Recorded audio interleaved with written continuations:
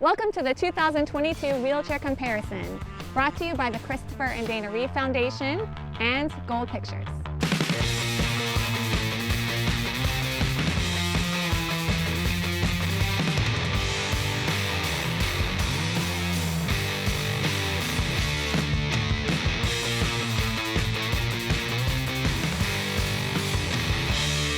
We're going to show the features of each chair individually and then compare them all in the final episode. So stay tuned. The version that we have behind Jim and I here, this is RGK Octane sub4. Sub4 meaning that it is sub 4 kilos, which equates to less than 8.8 pounds for the transport weight of the chair. That's everything included, wheel locks, back, side guards, everything. That's transport weight, so it's without rear wheels, but incredibly lightweight. It's a full titanium frame, and it's aerospace grade 9 titanium. It's a 1.25-inch tube, and it can be done in either a monotube, like you see behind, just a singular side frame, or a dual tube with a lower frame tube as well to increase rigidity. So very lightweight, all made to measure. What you see on the chair behind us is actually the latest version, and this one has the Spinergy CX6 cast carbon fiber componentry. So these are components that Spinergy made exclusively for RGK, from the rear wheels, which has a cast carbon fiber hub and carbon fiber rim with PVO spokes, to the side guards, which are cast carbon fiber.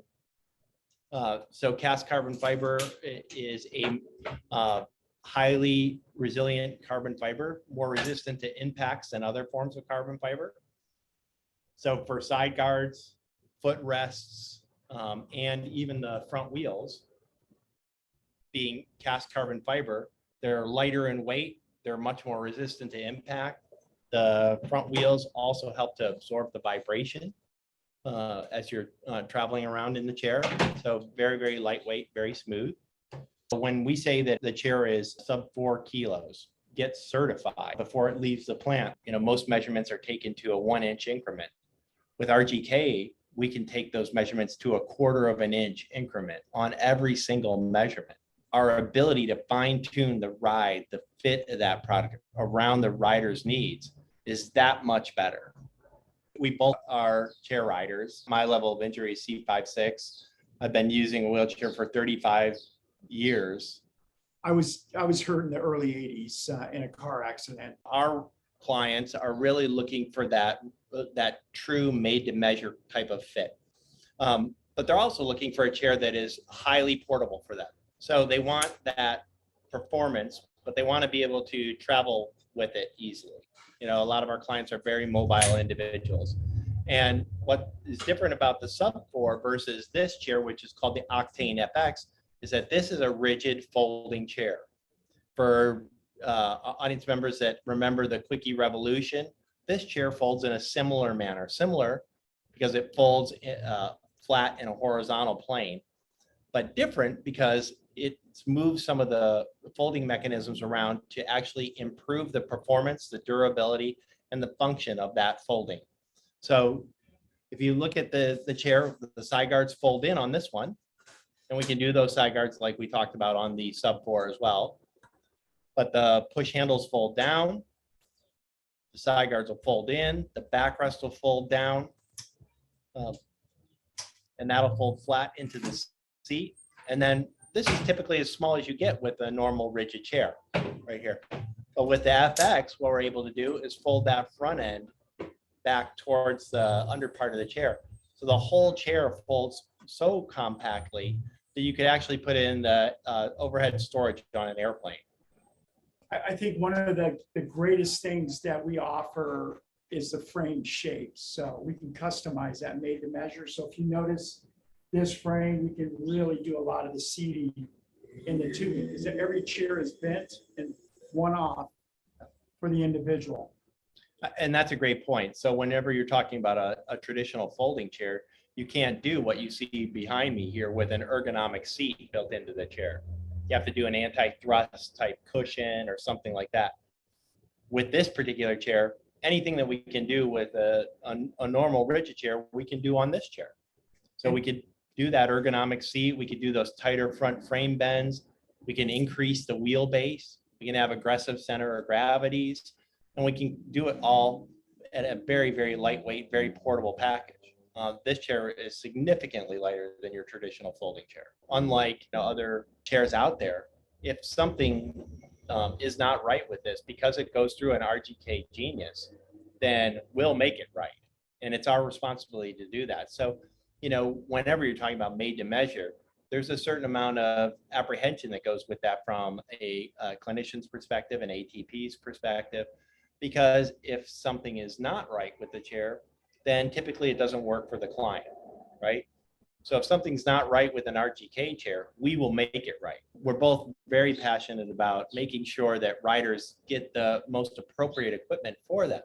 And it's really, it's a shame, because if you were an amputee and you needed a prosthetic limb, you could get that funded for $15,000. But if you are a paraplegic or a quadriplegic and you need a wheelchair, everybody puts up a huge stink about a chair costing $5,000 or $10,000 or $15,000, when it's the same level of mobility. This is my legs. So I don't understand to this day how we can reimburse at a different rate for the same type of mobility. Our coding system has been around since the late 70s, early 80s, and it hasn't been refreshed in quite a few years. The 80s and 90s, and I mean that's a long time for. There's new technologies. There's new evidence-based studies that really show the evidence that we've known for a long time, but really being able to get it funded and the health and wellness of each of the users, with the damage that could be done in a chair that's not fitted properly, it can be horrific in some situations.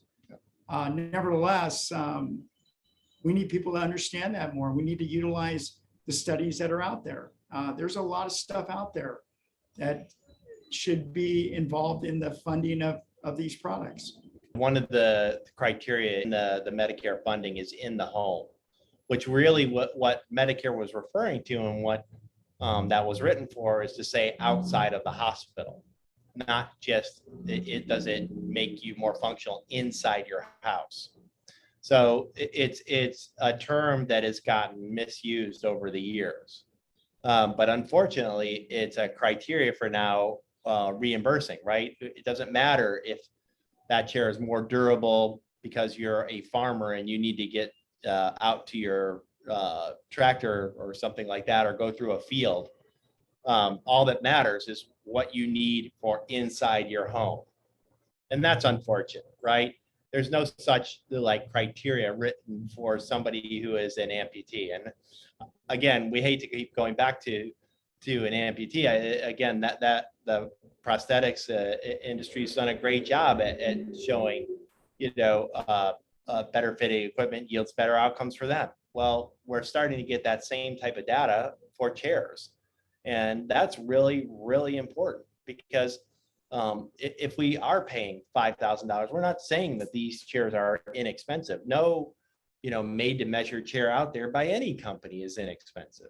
But if it's yielding a better functional outcome, then, it just doesn't make sense why we wouldn't pay for that, as opposed to paying for something that we know is not fit to them, that causes all kinds of postural issues, that causes some pain for repetitive use injury from pushing because the wheels are not in the right position for propulsion for that particular individual. We know all of this stuff. What we need to do is act on it and be able to provide the technology, the advanced technology that we have today, and promote that healthy competition where we're designing to the best possible products for the rider, as opposed to designing around a code. in certain situations when it comes to design, building a product to a code. We need to build the product around the user. It's a lifestyle that we need to build a product to. And it's not a code that we need to build the product to. If you are a chair user, we'd love to have you apply for a position at Sunrise Medical. The Wheelchair Comparison Web Series, brought to you by the Christopher and Dana Reeve Foundation and Gold Pictures.